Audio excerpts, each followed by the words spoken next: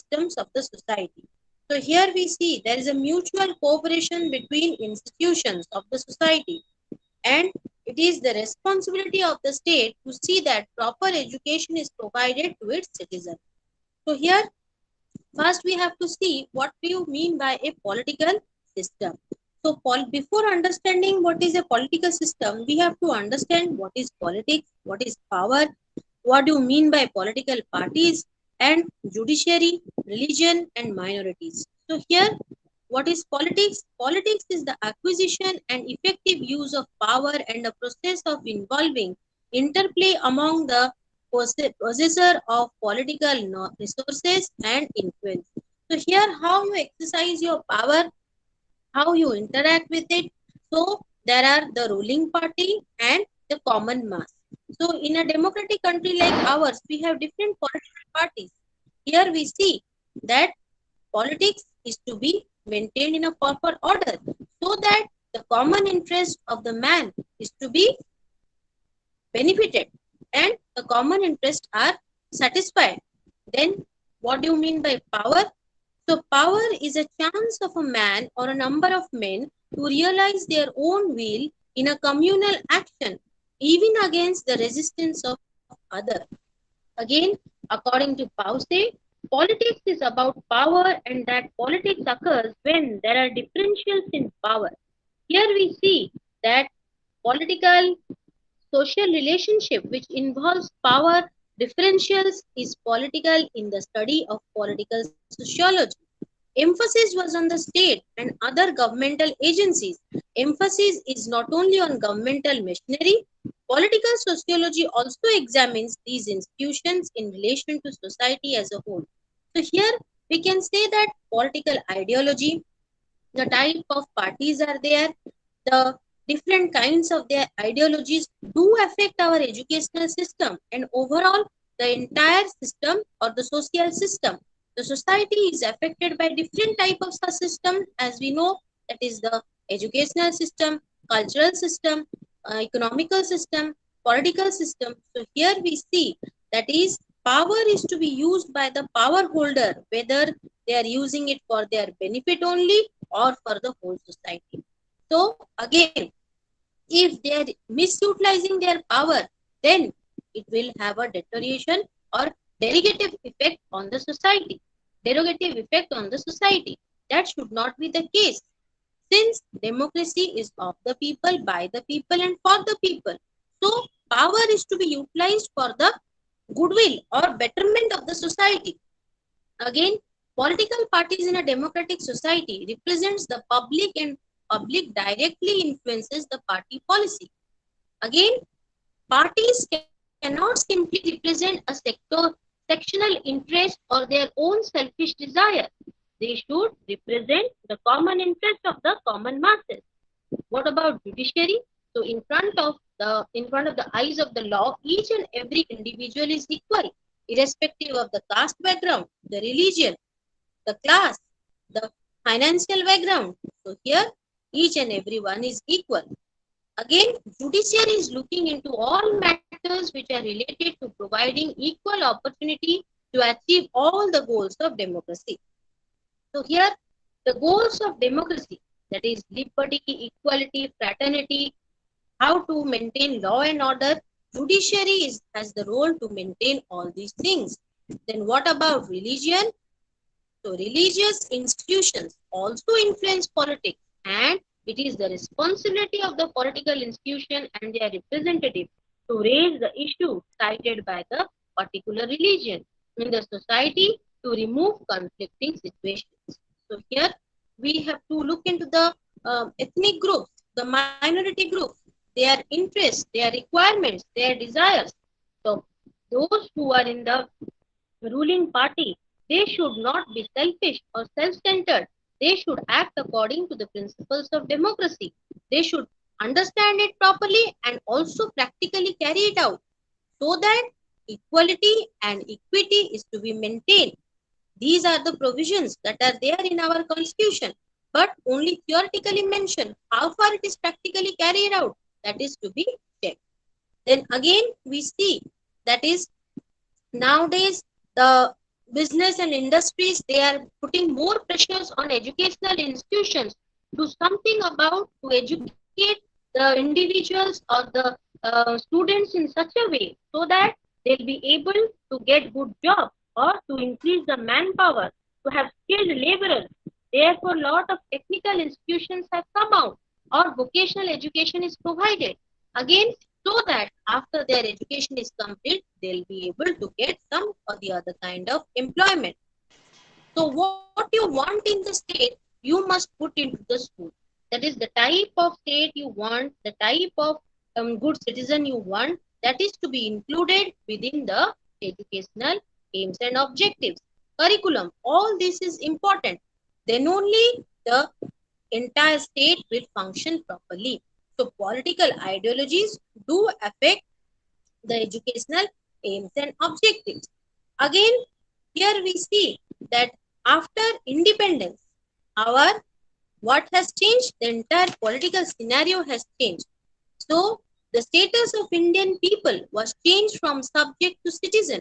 The Indian people were granted a democratic basis of society. The state was given a quasi-federal form with strong center and weak states. Again, we find what a pluralistic and participant political system. So, different types of political parties are there in our society, and participant political system is nowadays carried out. What do you mean by pluralism? So, pluralism is a theory which claims distribution of powers in society. Most of the members of the society are not directly involved in the political sphere. Instead, their interests are represented by a relatively small number of leaders who actively participate in the political struggle. So they have to represent the different interests of the society. Again, what do you mean by democratic decentralization? The very good example is what? Our Panchayati Raj system. It is a three-tier system of government at the grassroots level. First, we have what? The Gram Panchayat, then the Panchayat Samiti, then the Zilla Parishad. Here we see that is the consciousness of their political rights is seen. Secondly, it increased the interaction between the leaders and the common citizens. Again, it facilitated economic development and provided the opportunity for political mobilization of the masses. So, in this way, democracy is properly functioning because of this Panchayati Raj system. So, here we see that right from the grassroots level, representation of the people comes upward, and accordingly, the decision makers have to act so that the entire society is benefited. Then, what about the education system in India? So, education as a social system is very unique and interlinked with other systems. And again, it is also influenced. It influences other systems of the society, and in return also gets influenced. So here we see even the political system influences the educational system, and in return education system also influences the political system. So here we can say that our total educational structure, the present educational structure has been divided into different levels or stages. We have the pre-primary level, the primary level, then the upper primary level, the secondary school level, and the senior secondary school. Then at the higher stage, we have your UG classes, undergraduate classes, then PG, university courses, MPhil courses, PhD courses. Even also, we also have what? Open universities, BTech courses, then MTech courses, MBBS courses, training institutions in service and pre-service, and also polytechnic and open schooling. So this is the present structure of education which is found in our country. Again, what are the different components of education and political system? Under the education system, we find what? Levels of education, curriculum, purposes. Here we find what? The progress of the study, the type of administration, the type of teaching process, pedagogical method, that is what to teach, how to teach, the type of practical works to be done. teaching learning materials, otherwise known as the TLM, the teaching aids, then the organizational structure, administrators, that is, that includes your principal, your headmasters, then teachers, students, finally the parents and the community members. It also includes the type of co-curricular activities. As we know, education is all-round modification of behavior, so it includes both curricular and co-curricular activities. So curricular and co-curricular activities should be equally given weightage. What about the components under the political system? We have center power at center, central government, state government. Locally also power is exercised. The legislative that frames the laws, orders, executive that carries it out, judicial that looks after whether the law and order is maintained properly. Then there are different kinds of political parties. As we know, ours is a democratic country. So therefore, we have what? Different number of political parties with different types of ideology. Then we have social classes and groups, minorities and ethnic groups. Here, these are the important political components. Again, both the educational components and political components, they influence each other and they are interlinked. The political structure, that is the relationship between the structure and process of political system, is linked with what? That is the educational process, its ideology, its value system. So political ideology judges the type of aim and objectives that is to be carried out in a particular society so that good citizens are produced who in turn will rule the nation in future. Therefore, accordingly, educational aims and objectives, methodology, curriculum, the type of examination procedure, everything is linked. One by one, it gets linked up. So, educational structure, educational culture, political structure, political culture, there is a interrelationship between the structure and processes of these two important subsystems of society. Again, education is the responsibility of the state. So the formulation of national education plan and its successful conduct is the most important duty of the state. Here, the state should see whether all the individuals are educated. Then only democratic functions or democracy can properly function. It is the duty of the state to see that proper education of the child take place both in the family and also in the school. Since family is the first institution where the child is born, it is the first school and the formal education starts from the school itself. So family and school should parallelly function. Then only a proper development of the child can take place. Again, the education of a citizen is necessary for the success of democracy. So, for electing effective candidates, the citizen should be educated.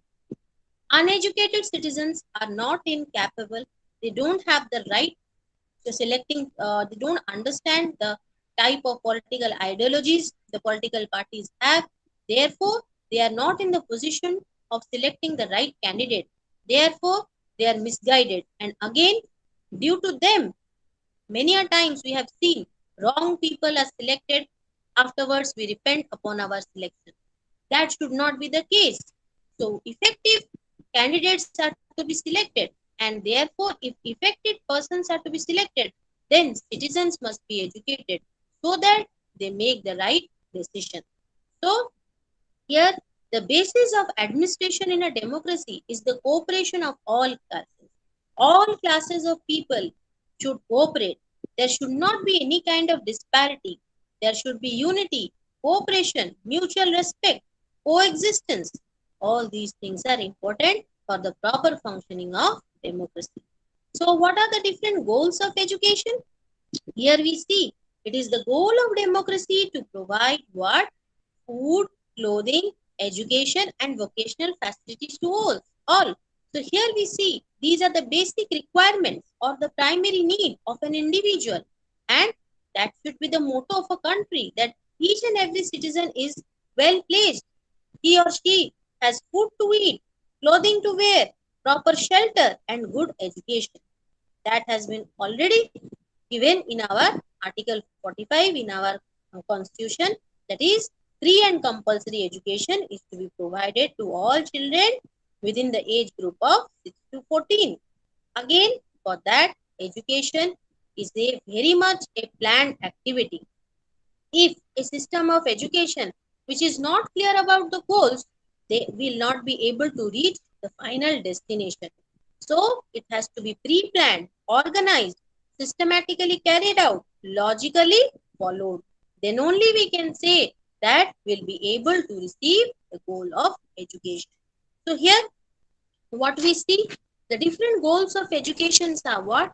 That self-realization, that is education for all competence in expressing the ideas, reading, writing, and arithmetic, the three R, development of audio-visual power of an individual, knowledge that is that is required for leading a happy and contented life. One thing again, that is what? Utilization of leisure time, proper utilization of leisure time.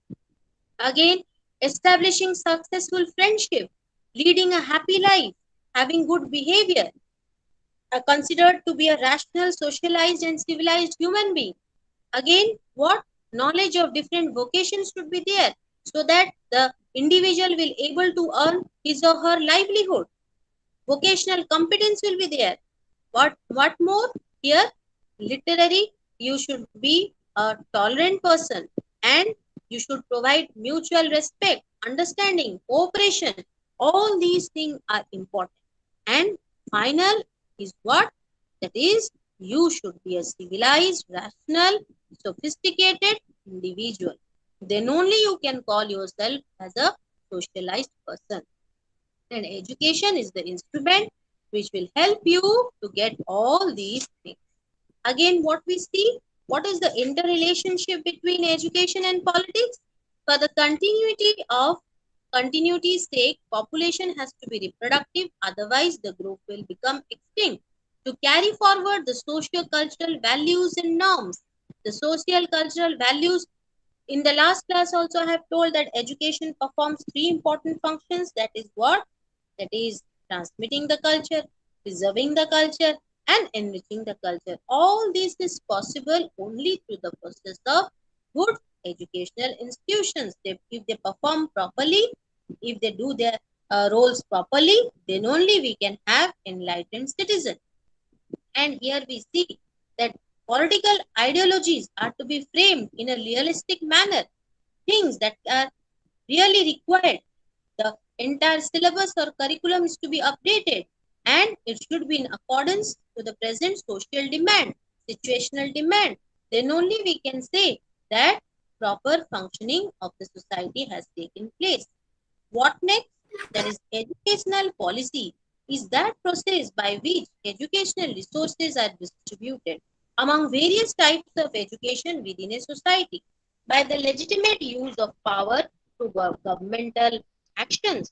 So here the government has to decide, or the political party, the ruling party has to decide what?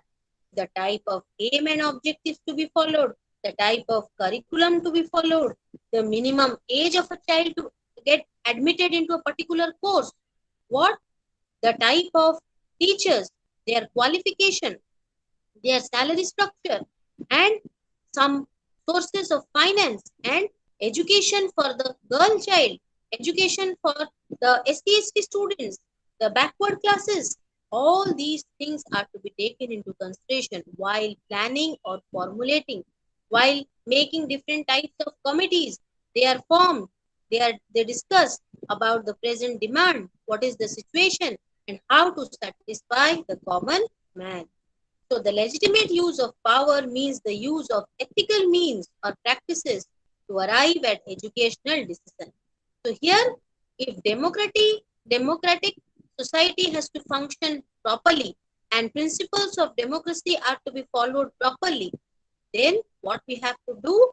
Power is to be used in a just way or in a right way or in by ethical means. Then only we can say that democracy can function properly. As we know that now education comes under the concurrent subject in India, that is, it is both the responsibility of state and the center government. So here proper funding is required, and for that different planning commissions are there, National Development Council are there, National Council of Educational Research and Training, Central Advisory Board of Education, and Ministry of Human Resource Development. And the different state departments are there to look into what the proper administration of the entire educational process. So here we see that process of policy formulation, the type of curriculum, the type of personality is required, the kind of values to be included within the curriculum, the kind of personality to be developed, the kind of consciousness and awareness to be promoted, the kind of behavior is expected from an educated citizen. Everything is decided by the ruling party, and that party determines the type of curriculum to be carried out in that particular society. So here we see that political ideologies provide goals and direction to education, while education functions as means to political socialization and democracy. What next? Education, economy, and political setup. All of them are what? Interlinked.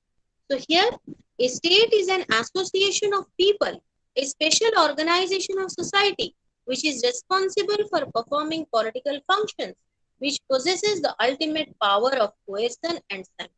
So what type of educational system is to be there? What type of curriculum? What type of methodology? The training of teachers, the type of salary structure, the type of examination, each and everything is to be taken into consideration. Here we see what? That is, according to the time, the role of the state was largely one of the outlining the basic and essential principles of education. So, ensuring that those were transferred to children in a school. Here we see that the state has a major role to play. What type of educational policy is to be carried out, the type of educational institution, the type of higher institution, higher educational institution, the type of schooling procedure, everything has to be taken into care of. Then the agents of socialization process are many, and here we see the political administrators, the educational leadership, the managers, the trustees, educational institutions, the teachers and indirect, and the users of products of education. Everything is interlinked. Again, the state has to look after the funds, the type of financial assistance that is required for what? That is proper functioning of the educational institution. Again, we see the constitutional provisions of education. Yesterday also I had told, we had discussed some of the important articles of that are there in our constitution. So let me discuss it once again.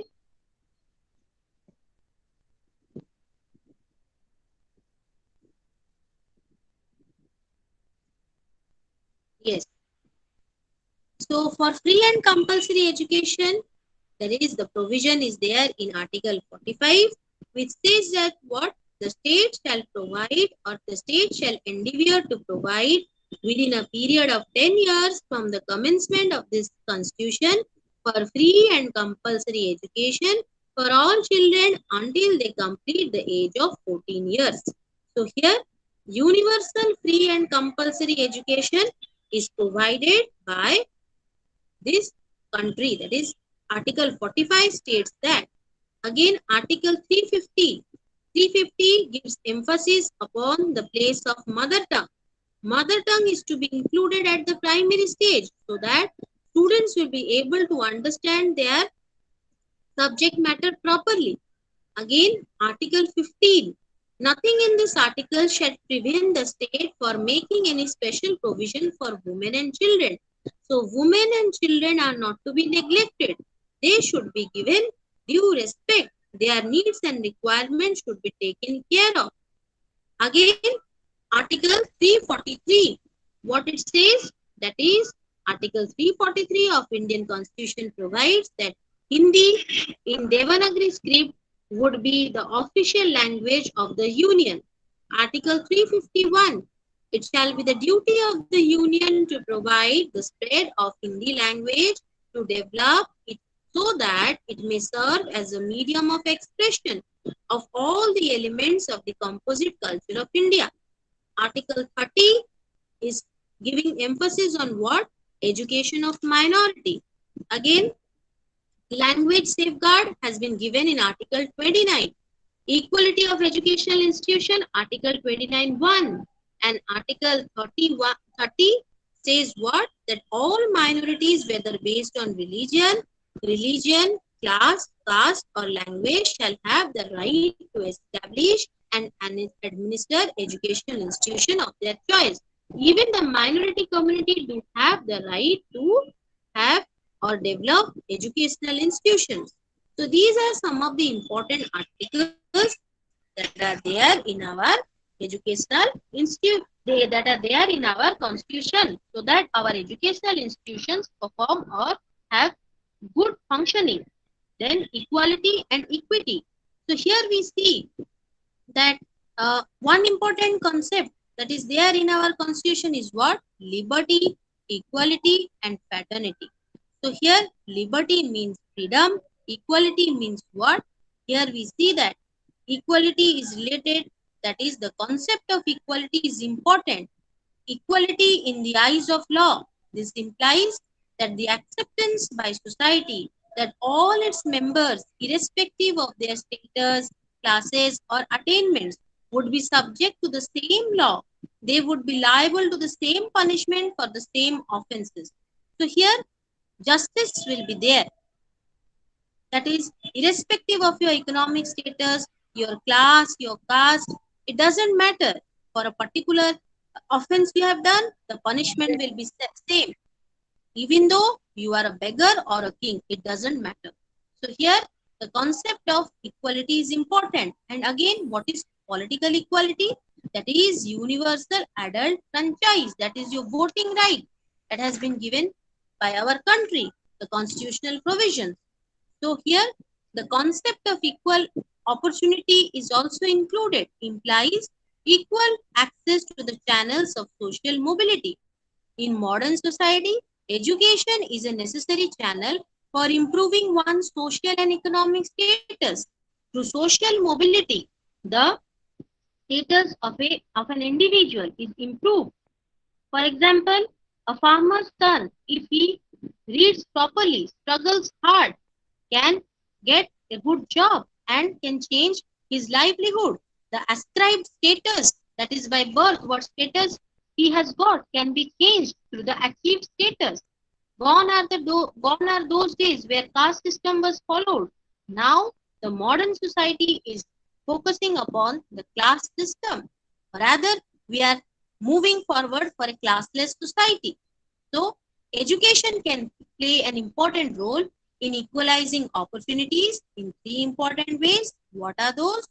By making it possible for all those who have the ability and desire to be educated to benefit by the facility, giving all equal opportunity, by developing a content of education which will promote the development of a scientific and objective outlook, that is development of scientific thought process, objective outlook, broad vision. What next? Creating an atmosphere of mutual tolerance, mutual respect is to be there. Creating social environment in a class where everyone is equal. A conducive environment is to be created. There should be unity in diversity. That is the motto. Here, these are the important things. Education can play important role in equalizing or providing equal opportunity. Literacy is a power tool of self-defense in a society. If you are literate, if you are educated, then you can sustain your life, or you can meet all different types of difficult situation. You can overcome it. So literacy is a powerful tool of self-defense in a society where social interaction includes the written media. Illiterate person faces lot of difficulties of adjustment, and sometimes he is harassed. Maladjustment problem are seen. Sometimes he or she is cheated. That should not be the case. So, literacy or an educated individual has education as an instrument to fight all the evils of society. Then again, what are the economic constraints on equality of opportunity? First is what? Lot of children go for child labor because their parents are poor. They are not able to have meal to eat also. Therefore, they send their child for doing any kind of labor so that they'll be able to earn their livelihood. Again, for some, schooling is very expensive, and some of the siblings, they look after their younger brothers and sisters. That is, the eldest child looks after the younger sibling. So in this way, lot of children are out of the school. Again, states should look into, states should see that from where the financial sources are to be arranged, how to provide grants, how to give aid to the educational institution so that they can function properly. Again, it should also look into the vocational education so that different types of vocations are taught to the students so that after their completion of education, they'll be able to earn their livelihood and they can meet up to the demands of their family. Again, we have to see what about the female education. Female education, what about the problems they face and how to how to minimize those, how to overcome those. So the problem of women education is what are the different problems? Poor economic conditions of parents, illiteracy and ignorance of parents, early marriage, even the parda system is there in the Muslim community. Then lack of communication facilities, lack of qualified women teachers. If women teachers are not there in schools, guardians don't send their girl child to school. Again, lack of physical facilities. There is no proper toilet system, no drinking water facility. All these are problems. Again, problem of co-education. Some of the parents, they think they should not send their girl child to a co-education institution. So these are some of the problems. Again, what are the recommendations given? For example, University Education Commission in 1948 and 49, under the chairmanship of Dr. Radhakrishnan, has given some of the major recommendations in connection with women education. What? That is here, women should be provided with all facilities, proper atmosphere of general discipline. Again, curriculum should be according to the needs and requirements of a girl child. Again, uniformity in the scale of salaries between the men and women. That is, both the male teacher and female teacher will get equal amount of salary. There should not be any disparity. So, no co-education at the secondary stage was there. But if co-education exists, then proper type of facility should be there. So these are some of the recommendations given by the University Education Commission. Then we also have Durgabai Deshmukh Committee, that is National Committee on Women Education, 1958-59. The National Council for Women Education, 1962. Kothari Education Commission, 1964-66, where women education should be regarded as a major program in education for some years to come, and a bold and determined effort should be made so that the difficulties involved should be overcome. Here we see that proper funds are to be used for in this direction. Again, greater attention will be paid to the problems of training and employment of women teachers. If women teachers are employed in educational institutions, then where will they stay? Their proper training should be there. All these were included. So here, curriculum is to be revised. Schools at girls' schools and women's colleges are to start up. These are some of the important things. That is, the society or the political system should look into it, and accordingly, different types of provisions are to be made. Then educational attainments of different types of states have been given here. That is, Himachal Pradesh, according to 1961 census, the literacy rate in Himachal Pradesh was 11%. But in 1991, census was conducted again and the literacy rate has risen to 86%. So different types of programs were carried out so that development will take place. Again, we see What about the universalization of elementary education? UEE. Different provisions are there for universalization of elementary education. That is what? Universal access through universal provision of school facilities. That is within 1 kilometer distance, easy walking distance, school should be opened so that students belonging or children from 6 to 14 years of age will be able to go to school and get education. Universal enrollment is to be taken care of. Universal retention. Even though students are enrolled, they do not complete. There is wastage and stagnation. And what are the different problems that is the students are facing due to which they are leaving behind the education in between? Defective curriculum at primary stage, lack of trained teachers, outdated methods of teaching, problem concerning other things, problem of school building, defective government policy, problem of administration, problem of finance. So these are some of the important problems that are there in the process of universalization of elementary education. Again, what we see here, we see that different provisions are there. That is uh, District Institute of Education and Training, right? So training of teachers in primary school was given priority. So, for the qualitative improvement of primary education, training is to be given to the teachers. If teachers are well trained, then education can flourish and they'll be able to teach the students in a proper way. What were the main objectives of it?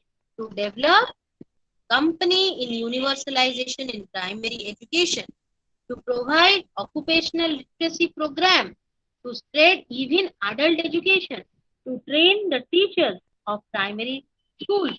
These were some of the important objectives. Again, District Primary Education Program, that is DPEP. It was launched in the year 1994. For what?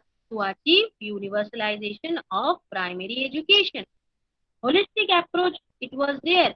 It was a holistic approach to universalize access, improve retention and learning achievement, and to reduce gender disparity. And the main objectives were what? To reduce primary dropout, to reduce the gender and social gap, to provide alternative education program, to give priority on girls' education, to make community involved in school management. Here, last class we had seen that community has an important role for the proper functioning of educational institutions. Even we have Operation Blackboard, which was launched in the year 1987 and 88.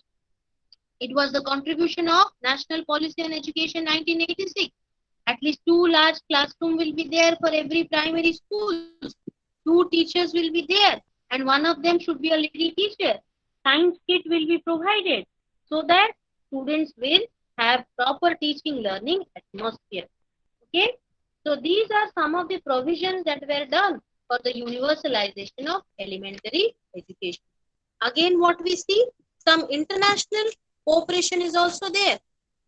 Here we see that is international cooperation has been sought in different area of primary education. That is UNESCO.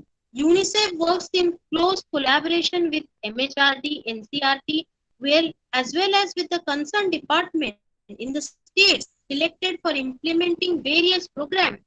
So different programs are there where we see that the education system is given the emphasis both at the primary level, secondary level, and even for the higher education level. Here, development of activity-based learning is given importance. Practical work, again, individual difference of the children should be taken care of. Classroom teaching should be made interesting. Here we have examples of Bihar Education Project that was launched in 1991. Again, Uttar Pradesh Basic Education Project. So here, where World Bank has funded for this particular project, so that educational literacy rate of that particular state increases. Here, in this way, we also see that even the Jansala program, which is an effort to universalize, or here we see that primary education has been given emphasis as a part of the effort of universal agencies like UNDP, UNICEF, UNESCO, ILO, UNFPA have collaborated with the Government of India in the year 97 and 98 to provide financial and technical support for community-based primary education program called the Joint Government of India, that is the Jansala program. Then we see our own program, that is what? Sarva Sikkha Abhijan, SSA. So, what is the main objective of that SSA? Here, SSA's main objective is what? To provide education to all children belonging to 6 to 14 age group. Here, all children will complete 5 years of primary education. Again, what else? All children will complete 8 years of schooling by 2010. It will focus on the right of every child to elementary education, to receive elementary education. It should promote education for all. So, here we see that is participation of community is also there in the management of the schools. So, these are some of the important objectives Sarva Sikkha Abhijan that was launched in the year 2001. Then, what next? Here we see that even some non-governmental organization, Ajim Premji Foundation in the year 2002, Children's Hope India. So all these are examples of what? Non-government organization for their role for the betterment of primary education. Then we see what? That is educational operations and political decision making. So educational operation and political decision making. So political decision making is very important because they decide the type of what educational aims and objectives are to be there, the type of curriculum to be followed, the type of methodology to be used to teach the students, the 5 major functions they perform. Most sociologists hold that education has 5 major functions to perform. What are those? Socialization of individual, transmission of culture, social control and personal development, selecting, training and placement of individuals, and change and innovations. So these are some of the important 5 major functions an education has to perform. Here we see that educational operations of different kinds of operation education does. What are the important operations? So here three levels of educational operations are there. Level 1, classroom based operation. Level 2, school based operations. Level 3, state based operations. So classroom based operations are what? What are the things that are done? Teaching, learning, socializing, disciplining, selecting, innovating, testing and grading. These all are included under what? That is the classroom activities. Then school-based operation is what? School assembly, the type of discipline to be maintained, the sports, co-curricular activities, the house system, these all come under the school-based operations. Then the third one is what? That is state-based operations. State-based operations include what? That is state-mediated operations. These are macro-level operations. So these 3 are the important operations at the 3 levels which the educational system has to carry out. Again, we see that national curriculum framework and textbook is to textbook preparation. The national curriculum framework and textbook preparation looks into what type of curriculum is to be followed at what stage, the primary stage, the middle school, the secondary. All these things are done in a step-by-step way, in a logical manner, from simple to complex, so that the child's cognitive development or mental development occurs in a proper way. Here we have to see one more thing, that what? The different values that are there in our preamble of our constitution. What are those? Justice. Justice in relation to social, economic and political justice. Liberty, liberty of thought, expression, belief, faith, and worship. Then equality of status and of opportunity, and to promote it among them all. And fraternity, assuring the dignity of individual and the unity and integrity of the nation. All these things are to be included within the curriculum, within the aims and objectives of education. Then only we will be able to get a good outproduct. What is that outproduct? Refined, rationalized, socialized, civilized citizen. Then only will we able to get what? Democracy in the proper order. These citizens will elect right people. Even they'll rule the government or the people, common mass in a better way. Here we see that political decision making in educational matter is very important. Why? These decisions should promote the welfare of all sections of the society. Political decision making in educational matters should be progressive. They should be progressive in nature. They should be practical and realistic in nature. Things that can be done, those things are to be included. Otherwise, there will be wastage of time, money, and energy. What more? The National Policy on Education 1986 and revised Program of Action, that is 1992, has formulated what? That is, different types of recommendations have been given. That is addressing the problems of access, quality, utility, and financial outlay, checking the danger of erosion of our value. That is, value system has gone. Therefore, we are including value-based education, reducing the disparity between rural and urban people, then reducing gender disparity, promoting new scientific thought process, and developing what? Positive outlook, cooperative livelihood, cooperative lifestyle, and mutual respect, tolerance. All these things are to be developed among the children. These are the qualities that are to be inculcated. Then only we can say that future of our country is bright.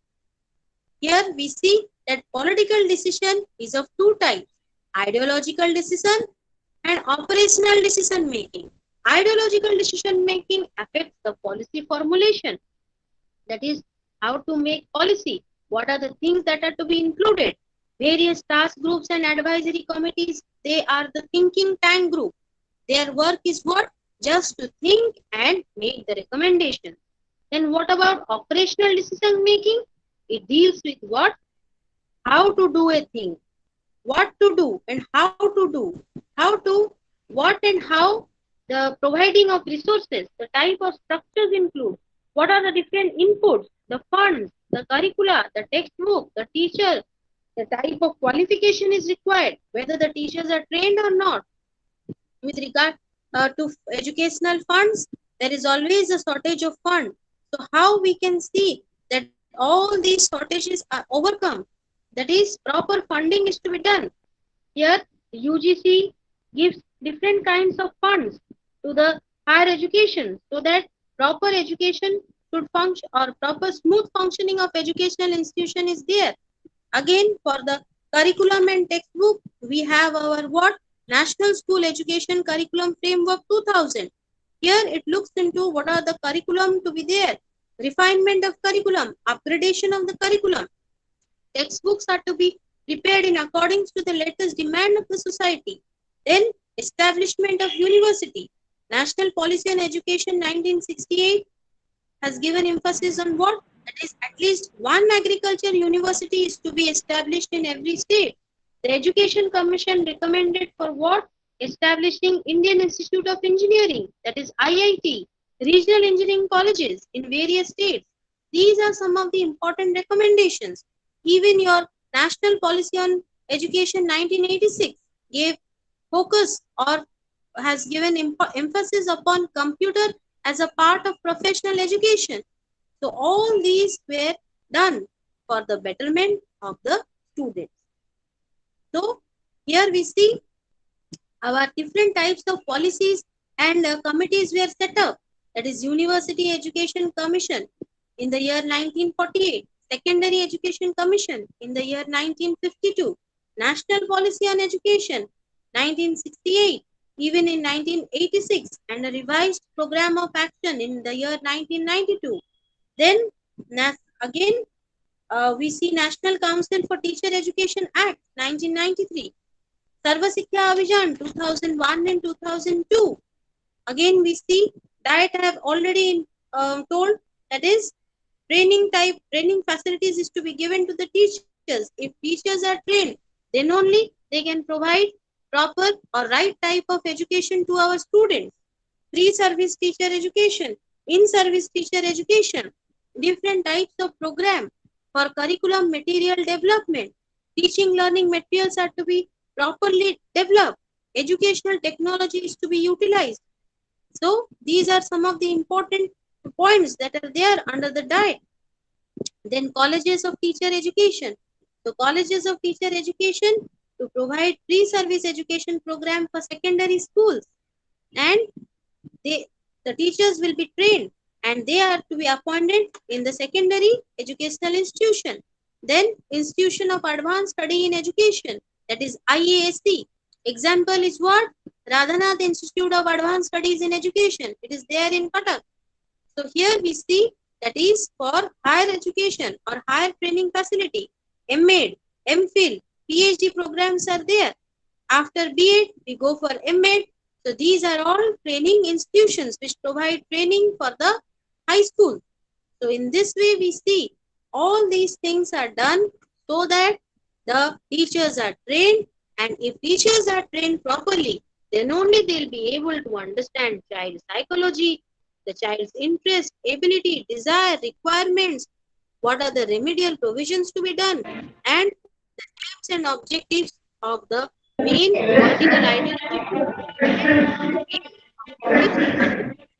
right way. So in this way, we have did the block 3, that is education and socio-political structures. Okay, fine. Tomorrow at 6 will be completing the last block, that is block 4. Thank you.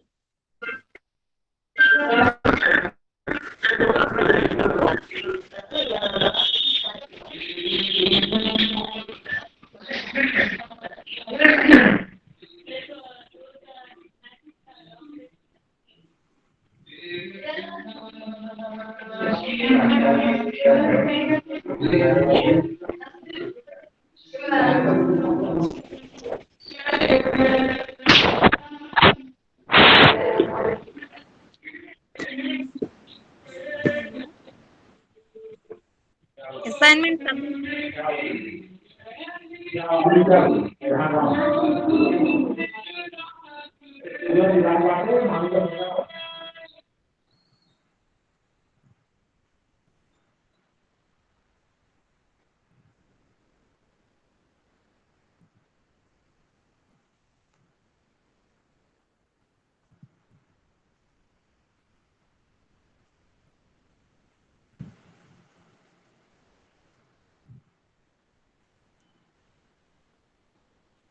Is there any information about assignment?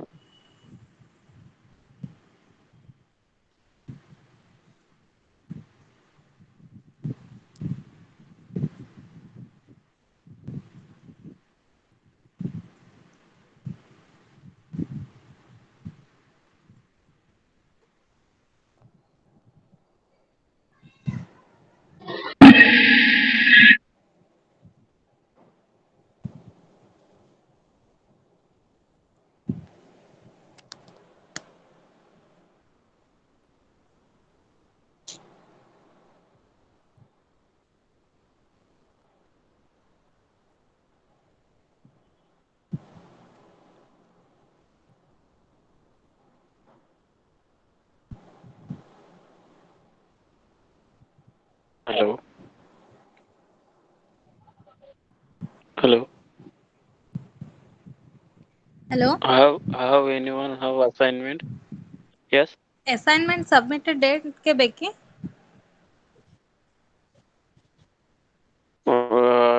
Date तो assignment बोधे submit चालू ची. हम्म ମାନେ last date କିଛି proper ଅଛି କି?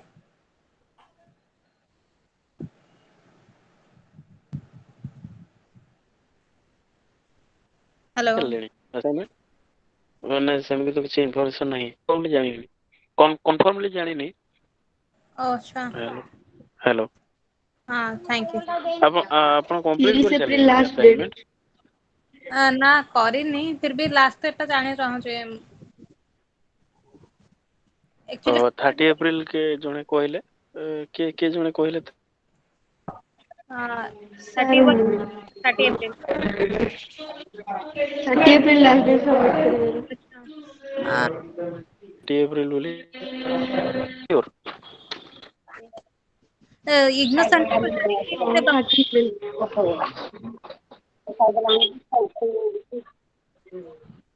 ହଁ hello. Who said that 30 April is last date of submitted of assignment? ଆଚ୍ଛା thank you. Like, ଆଚ୍ଛା ଆଚ୍ଛା।